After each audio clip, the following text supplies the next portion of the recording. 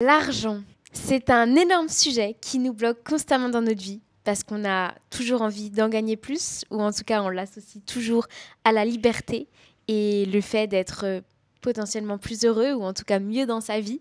Et inconsciemment, notre manière de le gérer et notre relation à l'argent nous empêche très souvent de réussir à en gagner plus. Dans cette vidéo, on va parler d'une étape que moi je viens de vivre à l'instant, qui me fait passer à un step supérieur, mais qui a été très difficile pour moi de restructurer tout un système de pensée. Et je pense que c'est le plus gros challenge qu'on peut avoir d'ailleurs quand on change de classe sociale et qu'on vient d'un environnement dans lequel on n'a pas forcément gagné beaucoup d'argent et qu'on essaye petit à petit de gagner des échelons et de changer d'environnement social.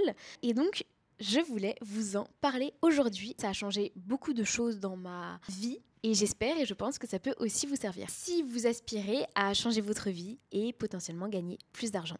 Et avant de commencer cette vidéo, pour ceux qui ne me connaissent pas, moi je m'appelle Lisa Orange, j'ai 27 ans, je suis entrepreneuse depuis 5 ans maintenant. J'étais vraiment tout en bas en freelance. Cette année, j'ai ouvert ma société officiellement avec mon associée Pauline. J'ai décidé de vous faire des vidéos YouTube pour vous documenter toute mon évolution, autant dans ma tête que dans mon business, pour réaliser mes rêves et mes objectifs. Et de créer mon empire à moi, étant la seule, première et unique entrepreneuse de toute ma décennie et de toute ma famille.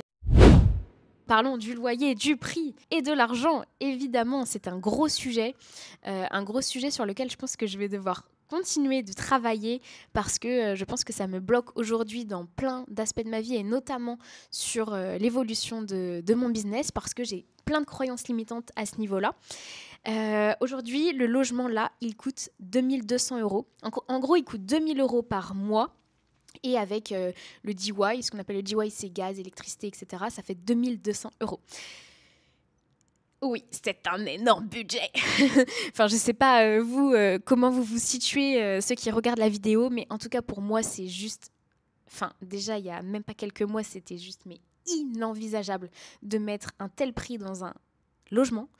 Déjà, rien que 1000 €, c'était, je trouvais, mais énorme. Moi, j'avais tout le temps ma référence du SMIC français à 1400 €. Je me disais, mais what the fuck, les gens qui mettent déjà 1000 € dans leur logement, c'est juste un truc de malade mental. Là, je passe quand même de cette pensée à mettre 2200 € dans mon logement. C'est une énorme étape et j'ai dû faire un énorme travail de déconstruction. Je sais qu'il y en a plein qui diront, ce que je disais il y a encore quelques mois, que c'est abusé, que c'est n'importe quoi, etc. Mais je pense que ça vaut le coup de parler de ce sujet parce que c'est très important et je pense que ça nous limite beaucoup sur pas mal d'aspects de notre vie. Donc on va en parler tout de suite. Je vais m'installer tranquille dans le canapé. On parle de ça. Au final, c'est tellement un gros sujet que je pense qu'on peut en faire une vidéo entière. Et peut-être que ça sera le thème de cette vidéo. C'est le sujet de l'argent, les croyances limitantes qu'on peut aussi avoir et le fait que ça peut nous bloquer dans la concrétisation de pas mal de nos projets. Notamment, moi, là, sur le fait de prendre un loyer à ce prix-là. Et j'ai envie de vous partager un peu mon expérience et tout ce que j'ai dû déconstruire dans ma tête pour réussir à déjà faire ça. Et pourquoi aussi je l'ai fait. Parce que évidemment, déjà, on s'en fiche de combien la personne met dans son loyer.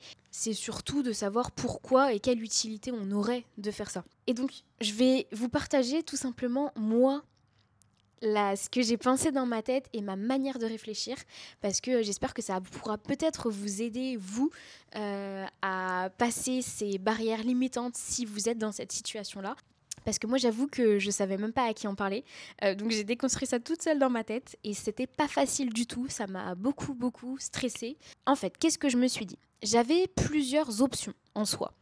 Je pouvais totalement trouver un logement qui soit quand même entre les 1000 et 1200 € à Dubaï. C'est possible. Et même moins d'ailleurs si je trouve une coloc ou si je vis chez des gens, etc. avec un logement beaucoup moins luxueux. Mais c'est possible. Il ne faut pas dire que ce n'est pas possible. C'est totalement possible. Donc j'avais potentiellement aussi cette option-là de vivre chez des gens éventuellement dans quelque chose de pas forcément luxueux ou quoi, mais qui soit même peut-être à moins de 1000 €. L'option d'entre les deux, d'aller sur un quartier comme par exemple Azizi Rivera, où on est sur des budgets entre, je pense on peut trouver pour un petit studio 1200, 1600 €, ou notamment là où je suis à 2200 €. À savoir qu'en plus, quand on est seul, célib, c'est beaucoup plus cher parce que, vous savez, quand on est, on va dire, sur entrée de gamme, bah, on est sur ces prix-là. Mais après, on peut avoir 2 fois plus grand pour même pas 2 fois le prix. Et donc après, quand on divise par 2, bah, ça fait beaucoup moins cher. Mais bon, ça c'est un autre sujet. C'est toujours plus cher quand on est solo, malheureusement. Mais du coup, là, on parle d'un engagement sur 1 an. 1 an! Donc, il faut quand même réfléchir à pas mal de choses. Et c'est ça qui me stressait aussi, parce que je me disais, bah, qu'est-ce que je veux faire? Parce que se projeter sur 1 an dans un endroit, c'est pas facile et il faut bien le choisir. À savoir que, évidemment, quand on choisit un logement, ce qui est important, c'est la localisation, si on est bien situé ou pas, et aussi bah, la qualité du logement à l'intérieur, si on s'y sent bien ou pas, parce que ça, c'est super important, encore plus quand on travaille à notre compte, parce que bah, on est très souvent chez soi. Et donc, il vaut mieux se sentir bien. Et en fait, surtout moi, ce que j'ai essayé de déconstruire dans ma tête, c'était vraiment cette croyance de moi je viens de France, de la campagne, le SMIC en France il est à 1400 euros, d'où je viens on va dire que bah, un loyer typique c'est je pense 450-500 euros par mois, c'est déjà bien. Et donc en partant du principe que le SMIC il est à 1400 euros, ça fait déjà un tiers de son salaire, donc c'est sûr que c'est inenvisageable de mettre rien que 1000 euros dans un loyer. Et c'est même d'ailleurs perçu avec ma croyance d'avant comme quelque chose d'irraisonnable, de complètement inutile et inadéquat. Ridicule, clairement qu'on se le dise, ridicule. Et en fait, je me suis dit, Mélisa, en fait, tu as des ambitions, tu veux vraiment créer quelque chose de grand parce que moi, j'ai pas envie de créer juste un petit business. Pas envie de continuer juste à avoir mon petit business, gagner mon argent, etc. Moi, j'ai envie de créer un empire. Un empire, vraiment quelque chose de solide, quelque chose de grand. J'ai toujours voulu le faire. Et c'est le but aussi de ces vidéos, de faire un petit peu un building public avec vous. Ça va prendre du temps, j'en suis consciente. On ne crée pas un empire en quelques mois ou quelques années. Ça prend plusieurs années. Ça demande de construire de très bonnes bases solides, d'où la référence du Burj Khalifa. Mais voilà. Et là, je me suis dit, en fait, il y a un bug dans la matrice. Comment tu peux continuer de réfléchir de cette manière, c'est-à-dire avec tes anciens schémas de moi, je viens de la campagne, donc le SMIC à la campagne s'étend, donc c'est irraisonnable de mettre ça dans un loyer, alors que je n'aspire pas du tout à continuer d'être dans ce schéma de vie-là. J'ai envie d'accomplir plein de choses dans ma vie. Aujourd'hui, en plus, je ne gagne pas le SMIC, donc je peux me permettre de mettre beaucoup plus dans mon loyer. Voilà, et je ne vis plus en France, donc je dois arrêter de penser avec les croyances de l'ancienne Lisa, en fait. Presque la Lisa étudiante qui faisait hyper attention à son argent et à ce qu'elle dépensait parce qu'elle avait juste trop peur de manquer. Et surtout, quand j'ai commencé à être entrepreneuse, il y a toujours, vous savez, cette pression de fou de se dire mais est-ce que je vais gagner de l'argent le mois prochain, comment je vais faire pour vivre, pour survivre même des fois, pour manger, etc. Enfin voilà. Et c'est hyper difficile de casser ces schémas-là, ces croyances-là internes pour se dire mais en fait, aie des actions qui soient cohérentes avec qui tu es et ce à quoi tu aspires. Et c'est là où je me suis dit, finalement, là je résume la fin de tous ces jours de réflexion, c'est de me dire, mais en fait, logiquement, par rapport à tes ambitions, ce que tu gagnes, ce que tu veux gagner et ce que tu veux créer, c'est logique que tu dois aussi investir en toi, dans ton environnement, et que tu dois aller dans un endroit qui soit propice à tes ambitions. Et donc, concrètement, dans les 3 choix qui s'offraient à moi, c'est logique que j'aille dans ce building en question qui coûte 2200 € par mois parce que c'est un building déjà où il y a beaucoup d'entrepreneurs, où je peux me développer. Évidemment, le fait de fréquenter des gens qui sont dans ce building-là, ça veut dire qu'ils payent aussi ce prix-là, donc ils sont, on va dire, dans des étapes de business qui sont plus développées. Et donc, on le sait, l'entourage, c'est super important pour pouvoir se développer, pour casser encore plus de barrières limitantes. Des exemples, des inspirations de personnes qui réussissent.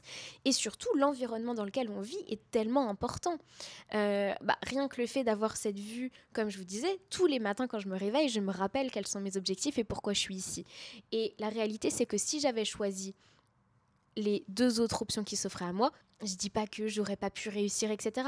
Mais en tout cas, je restais bloquée, je ne mettais pas toutes les choses de mon côté, de vraiment réaliser la vie à quoi j'aspire, je ne mettais pas toutes les chances de mon côté de réussir. En fait, je restais bloquée dans mon petit carré dans ma tête de je suis Lisa, dans ma situation d'aujourd'hui, mais c'est pas comme ça que je vais pouvoir me développer. Et surtout, j'ai compris quelque chose, il faut remettre l'argent à sa place, c'est-à-dire l'argent c'est un flux. Plus tu dépenses, plus tu gagnes, plus tu fais circuler. Mais si tu es toujours dans cette énergie de manque, la peur de manquer, la peur de ne pas avoir assez, en fait, tu bloques et tu ne laisses pas la place aussi de pouvoir recevoir plus, parce que tu es dans ton petit schéma de pensée où tu te dis je gagne tant, je dois mettre tant dans mon loyer, etc. Et en fait, même pas, tu t'ouvres à pouvoir gagner plus, parce que finalement, tu n'as même pas forcément besoin d'ailleurs dans ton quotidien de gagner plus. Donc pourquoi tu irais gagner plus, et pourquoi tu ouvrirais ton cerveau à potentiellement avoir des idées de gagner plus? Alors que quand tu es dans une situation où tu payes peut-être plus cher ton loyer, là déjà tu as besoin de plus, mais tu te mets déjà dans des circonstances, tu te mets déjà dans un mood où tu as besoin déjà de plus pour vivre, et donc tu peux ouvrir ton cerveau à plus de potentiel. Et franchement, encore une fois, c'est pas facile. Et je fais vraiment cette vidéo parce que déjà, moi, elle m'aurait tellement servi. Franchement, ça m'aurait fait trop du bien d'entendre quelqu'un qui parle de ça. L'argent, c'est encore tellement tabou. Les gens sont toujours jaloux. Il y aura toujours des personnes qui sont là pour critiquer la gestion financière des autres. Alors que déjà, chacun fait ce qu'il veut. Chacun a aussi des ambitions qui lui sont propres. Et en fait, on est là pour vivre notre vie et pas la vie des autres. Donc, il faut arrêter aussi de se mêler de la vie d'autrui. Mais en tout cas, voilà, c'est un vrai sujet et je pense que ça bloque énormément de personnes, même moi la première. Moi la première, je sais que mon rapport à l'argent m'a bloquée sur toutes mes premières années d'entrepreneuriat parce que je vivais dans le manque, dans la peur et ça crée de la frustration. Et je sais que j'ai encore un énorme travail à faire sur moi, sur le sujet de l'argent et notamment sur le fait de réinvestir mon argent dans mon business parce qu'aujourd'hui, j'ai une peur de fou, par exemple, de lancer des ads. Je sais que ça va développer mon business. Je sais que c'est comme ça que je vais pouvoir aller atteindre des autres paliers dans mon business et aller atteindre mes ambitions aussi. Mais pourtant, j'ai trop peur de passer le cap. Je préfère investir. En fait, c'est irrationnel. C'est irrationnel même quand j'en parle. Et je pense que même vous, des fois, vous faites des actions qui sont irrationnelles dans votre quotidien.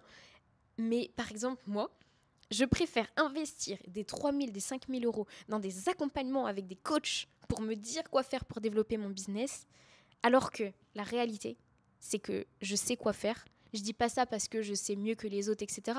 C'est parce que déjà, j'ai de l'expérience quand même depuis toutes ces années. Et surtout, on peut trouver énormément de stratégies sur YouTube. Ce que je veux dire, c'est que clairement, aujourd'hui, je sais quoi faire. C'est lancer des ads. Je sais que je peux trouver rapidement des tutos pour, en tout cas, dans cette première étape de lancement, je peux me débrouiller et après, potentiellement déléguer, etc. Potentiellement déléguer. Mais pourtant, je le fais pas et je bloque. Parce que ce qui bloque, c'est pas mes compétences, c'est mes croyances. C'est mes croyances et mes peurs. Et quand je parle d'irrationnel, c'est que je suis capable de dépenser 5 000 euros dans un coach qui va me dire en gros ce que je sais déjà parce que je me dis que je remets en gros la responsabilité sur lui de potentiellement me dire non mais là c'est sûr que je vais réussir, il va me dire comment réussir, lui il a réussi, je suis sûre que je vais réussir, plutôt que de lancer des ads et du coup d'avoir de la data sur ce qui fonctionne et ce qui fonctionne pas pour développer mon business et potentiellement aller atteindre mes objectifs. Donc en fait, où je mets la valeur de mon argent, je la redonne plutôt à quelqu'un plutôt que de la mettre vraiment dans la construction de ce que je veux créer et notamment peut-être mes compétences finalement. C'est un manque de confiance en moi et de comment je perçois ma propre valeur parce que si j'avais confiance et que je percevais ma valeur à sa juste place, je lancerai les ads. Vous voyez ce que je veux dire? Et c'est ça la réalité. Et même vous, dans votre vie aujourd'hui, c'est sûr que ça vous arrive. Quand vous préférez dépenser, je dis n'importe quoi, mais 1 600 euros dans un téléphone, un iPhone, plutôt que de dépenser 1 600 euros ou 2 000 euros dans un coach de vie qui vous apprend peut-être à casser vos barrières limitantes et pouvoir aller à un nouveau step dans votre vie, que ça soit personnel ou professionnel ou quoi que ce soit, vous préférez mettre l'argent dans cet iPhone parce que ça vous procure un bien-être en temps réel, permet souvent de vous identifier à une plus haute valeur parce que vous détenez un objet qui a de la valeur. Donc, sciemment, vous vous associez à cette valeur et vous vous dites, moi, je suis quelqu'un qui a de la valeur parce que j'ai cet objet. Et donc, vous préférez mettre votre argent pour reconnaître votre valeur avec un objet extérieur plutôt que de remettre la valeur à ce qui vous êtes vraiment à l'intérieur de vous. C'est ça la réalité. Et d'ailleurs, tout ça, ça a créé un énorme déclic en moi où aujourd'hui, j'ai décidé de ne plus investir mon argent dans des accompagnements de business comme j'ai fait depuis toujours, mais plutôt dans des coachs de vie, des coachs mindset qui m'aident à casser ces barrières limitantes parce qu'aujourd'hui, ce qui me bloque dans mon business, ce ne sont pas les stratégies, mais ce sont mes croyances et la façon dont je vois ma valeur et mes compétences. Et tout ça, je le vois aussi avec les clientes qu'on accompagne, parce que pour ceux qui ne savent pas, on accompagne les femmes avec mon associée Pauline à sortir des TCA, c'est des troubles du comportement alimentaire. Une femme sur 10 en France souffre de TCA, et c'est encore déjà d'ailleurs un sujet qui est très peu connu. Et donc évidemment, cet accompagnement a un coût. Et la plupart du temps, quand on présente l'accompagnement, la première objection, évidemment, c'est le fait que ça a un prix, un certain prix, et que les personnes n'ont pas le budget ou ne peuvent pas se lancer maintenant, toujours par rapport au prix. Et donc ça en revient à exactement ce que je viens de dire et le challenge que j'ai eu dans ma vie aujourd'hui, qu'on a un rapport à l'argent qui est tellement déconnecté de la réalité qu'on préfère toujours mettre votre argent pour reconnaître votre valeur avec un objet extérieur plutôt que de remettre la valeur à ce qui vous êtes vraiment à l'intérieur de vous. Quand je vous dis que ça m'a stressée pendant tous ces mois-là, c'est un truc de fou. Mais je pense que j'ai réussi en tout cas à faire une première step sur cette relation à l'argent et je compte vraiment continuer parce que je n'ai pas envie que ça impacte le développement de mon business et aujourd'hui je sais que c'est le cas. Parce que d'ailleurs, c'est Malik, un ami à moi, qui m'a dit cette phrase. Tu n'as pas de problème dans ton business. Tu as un problème qui se reflète dans ton business. Voilà. Et je pense que cette phrase résume bien beaucoup de situations. Et moi, en tout cas, personnellement, elle me parle et elle est très juste. Tout ça pour dire qu'il faut oser aussi investir en soi, investir en ses projets, en ses ambitions et ne pas avoir peur de ça. Parce que la réelle valeur, elle se trouve à l'intérieur de vous et vous méritez le meilleur. Et quand vous commencez à prendre conscience de ça et que vous respectez votre propre valeur, il y a beaucoup de choses qui s'ouvrent à vous, beaucoup d'opportunités et c'est là que vous allez pouvoir enfin concrétiser vos projets et vos rêves. Sur ce, je vous laisse et je vous dis à la semaine prochaine. Years ago that never fade away.